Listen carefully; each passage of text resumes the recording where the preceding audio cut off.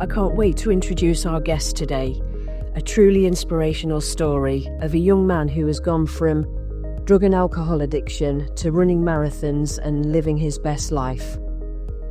I'm super excited to get into the details of how Adam went from addiction and falling into that and how that came about, how he managed, what it was really like for him, actually. We're going to get into all the details, and we're going to get into how he managed to pull himself out of it, and also how he manages to stay motivated and the things that he does that make him feel like he is living his best life. I can't wait to get started. Let's start with part one. We've got a 3-part series.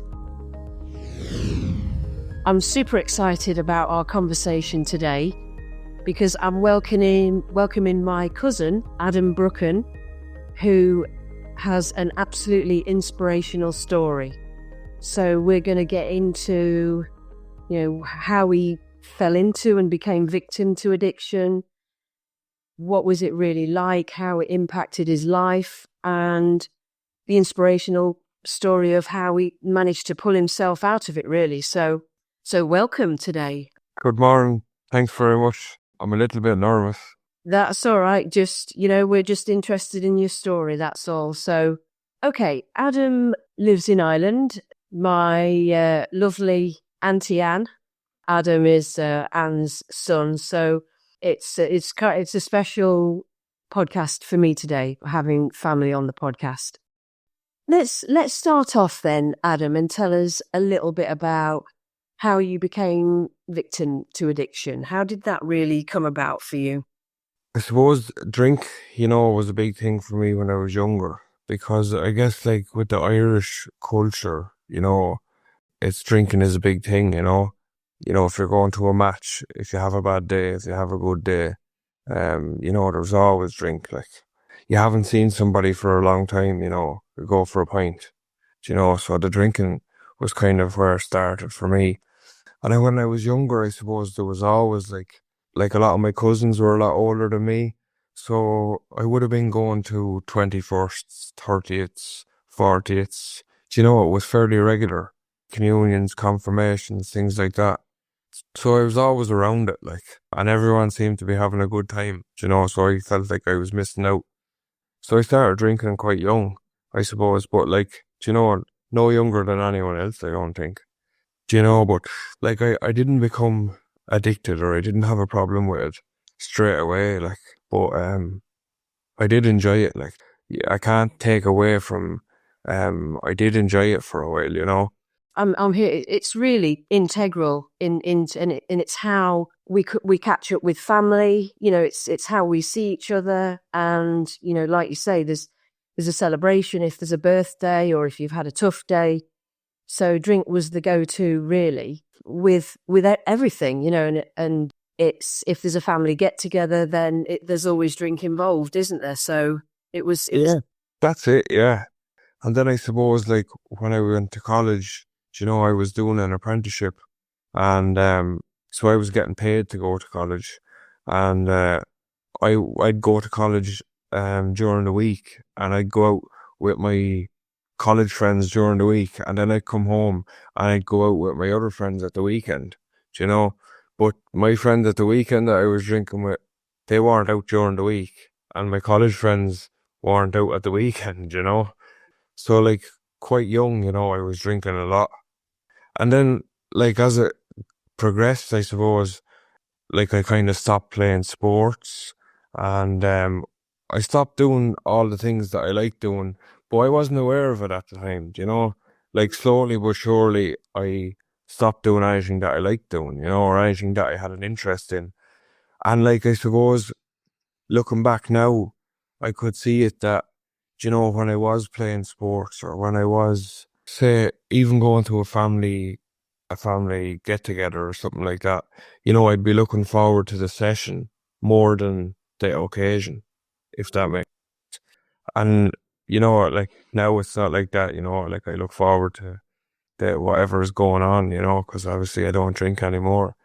But yeah, I look forward to, even when I was playing a match, I wouldn't be thinking about the match. I'd be thinking about after the match, the celebrations afterwards if we won, and I put a lot of effort into it because of that, like, you know.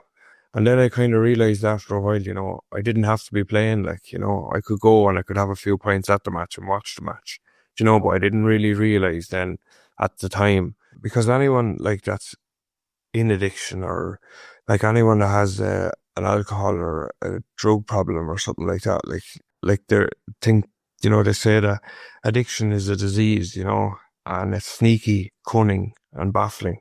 Do you know what I mean? It rips you of everything without you even realising, you know? I can remember you saying that before, where you were thinking about it all the time. So I guess that means that then you can't be fully present with, you know, whatever, like the football, the whatever you were playing, the rugby. You couldn't be fully present with that because you were thinking about the drink after, and even the people that you were with. So relationships and that kind of thing. We're going to get into the impact of you know, how it impacted your relationships as well. I would have noticed early in life as well, like earlier in my life, that I suppose when I was going to school or when I was in college or things like that, you know, Mondays and Tuesdays, I didn't know why anyone invented them. You know, I used to wish my life away. You know, I'd be hoping it was the weekend and things like that, you know. And I found that was driven by, oh, it's going to be good crack at the weekend because I'm going to be going out, things like that. So yeah, that was another big part for me. Like, and obviously when I stopped drinking, you know, my biggest worry or thoughts was like, what am I going to do now? Like, Right. It was such a huge part of your lives. But at what point then did you know, you started to realise you've got a problem? um, it's hard to tell, you know, because I probably knew deep down, I probably knew for a long time. Like, do you know what? When I was going to college, I had never taken a drug, and I went out one night, and we were running after starting college, and one guy said to me, you know, I went back to a house party, sorry, and you know, there was people doing drugs there. So I went into college the next day, and none of my classmates were out that night. And I was telling them, you know, I said, there was people doing drugs last night at the house party, you know. And one of the guys said, yeah, you're in college, sure, that's what you're supposed to be doing, sure, that's normal. Like, I kind of took that by the reins then, like, you know, I was like, oh, well, if this is the norm, then count me in. Like, I always wanted it. I was like, I loved adrenaline from a young age, like, you know, so anything for a bit of crack, you know, I was up for it. Sign me up. What I'm hearing you say there is that it was just normal life, everything around you, you know, with the alcohol. But then when you went to college, taking drugs, it became normal. And I guess, you know, you're away from home as well, and potentially want to fit in, I suppose. You don't want to be the odd one out and all that kind of thing as well, maybe. Yeah. And I suppose different drugs and different things, you know, affect you differently.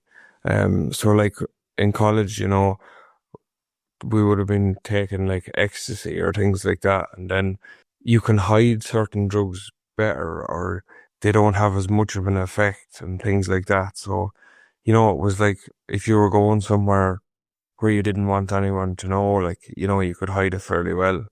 But I didn't know at that stage, you know, but looking back now, I probably had a problem from the word go, like, you know, but it took a couple of years for me to actually be like, maybe I have a problem, do you know?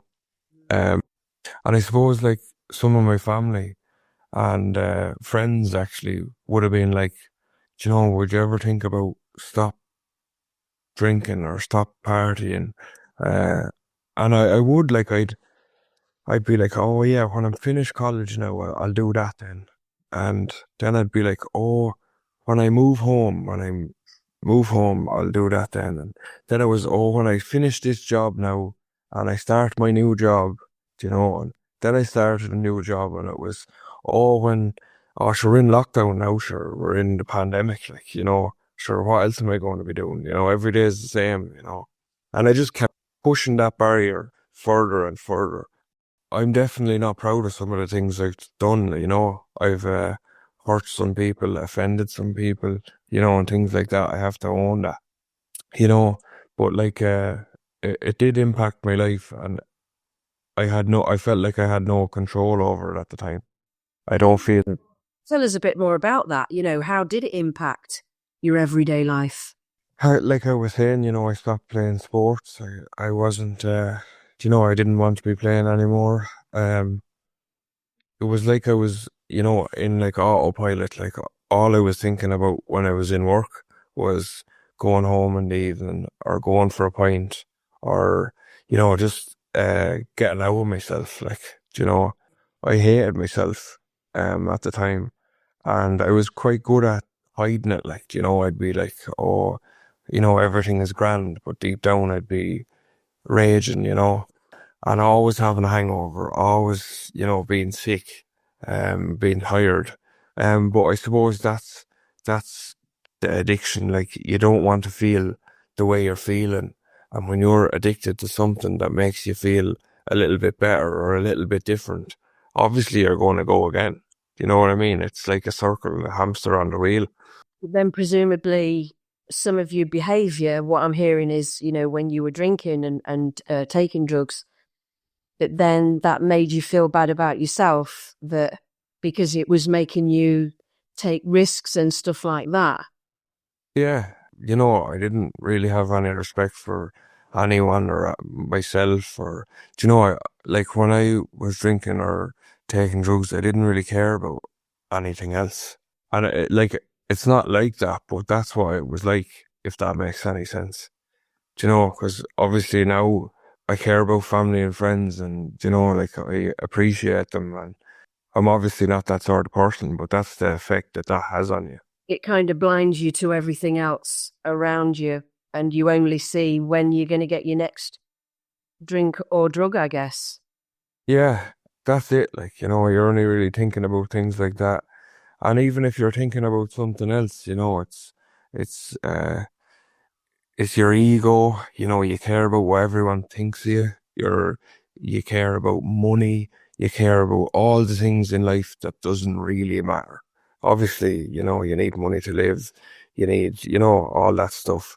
Like the things in life that actually really matter, like sitting down and having a conversation with someone.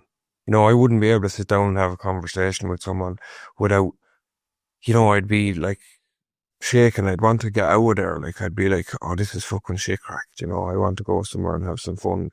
I was either working or I was partying, and that's the way it was. Always looking for that high then. The normal life was just not cutting it. It wasn't, what you'd got used to, really. And I think you said before that then the more you drink or the more you take the drugs, the more you need to take in order to get the same high. Yeah, it's like, like I know a lot of people say, oh, I never took a drug and things like that, but drugs is in my eyes now the same as drink. Like, when you start drinking, if you go and have a pint, you'll be tipsy. But there is people now who can go and have 6 or 7, 8, 10 pints, and they'd be grand. You would not know they had 10 pints. But drugs is the very same. So you have to take a lot more, or you have to drink a lot more for the same effect. But when you're feeling worse, it takes more. So you're never really getting that. You're never really achieving what you want to achieve at the time. So you're disappointed, so you're drawn to more. Right.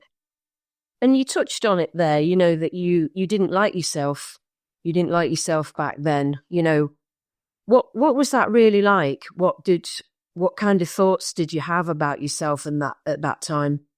Well, in the end, I was suicidal. Like, I couldn't understand what was wrong with me, because there was people who cared about me were said to me like, why can't you just stop? Why don't you just stop? And I thought like, oh, there must be something wrong with me. Like, like, why can't I just stop? Like, everyone around me is telling me like that I just need to stop. And I could see the impact it was having, like I didn't want to be around anyone. I was pushing people away. I didn't, I was just a bad person to be around. It wasn't a nice experience. Mm. It sounds like you'd got so far from your real self, really. The drink and the drugs had just completely taken you away from the Adam that we know and love, I suppose. You completely lost sight of yourself, I guess, by taken over by it, it sounds like, really. Yeah, it had completely taken over. And like the ego, I could manage to put on a brave face if I went to the pub or something like that, but when I go home then, I'd be eating myself the next day, like, and the only way I thought I'd feel better is if I drank again or took something again to make me feel better. But that just wasn't the reality, like, I was feeling worse all the time. Right. So I guess your needs changed as well. In the beginning, it was to, have the crack and have some fun and all the rest of it. But then it became an escape then from how you were feeling. You were feeling so bad about yourself and there was something wrong with you. Because I think I remember you saying before that you'd wake up in the morning and say, why the hell did I do that? Or why did I go to that place? And you couldn't figure it out yourself of why you were you were taking some risks and stuff like that, wasn't you? And you couldn't figure out why you were doing it. Yeah, it was quite frustrating at the time, like I ended up in dangerous situations and dangerous places and places that I wouldn't want to be in, like, and yeah, like Richard was saying, I'd wake up the next day and I'd be like, how did I end up there? Why did I end up there? But the bottom line was there was probably more drink there, or there was probably drugs there, and I was driven by that. Yeah. It just sounds like real dark times, and getting to the point of having suicidal thoughts, a real desperate place to be in. So you're 3 years sober now, I think. Yeah. 3 years, no, yeah. 3 years. So you inspire others at AA now, don't you? You go to the meetings. Yeah, well, like I try and do some service when it's asked. Like I go to meetings quite a lot, and if I'm asked to do a chair or go somewhere else, like, I suppose the reason why I'm doing this podcast and the reason why I do that is because, like, I want to show someone that there's a bit of hope. I want to give someone that there's a bit of hope that life can be better. Do you know what I mean? And if all you have to do is tell someone you're struggling. I was just thinking that, that must have been really hard to reach out for help, to get to the point where you got to, and tell us a bit more about that how did you pull yourself out of this vicious cycle, really? I suppose I wanted to ask for help for a while, but I didn't know how, or I didn't know, like, I thought I was a failure to my family. I thought I was a failure to everyone. I was ashamed of myself. And that shame and guilt kind of made it harder, do you know what I mean, to actually come up with the courage and say, I'm fucked. Do you know what I mean?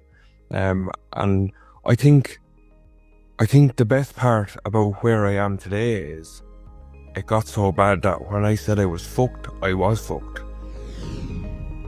That's it for part 1 in our 3-part series. Join us next week for part 2 to hear more from Adam and his incredible story.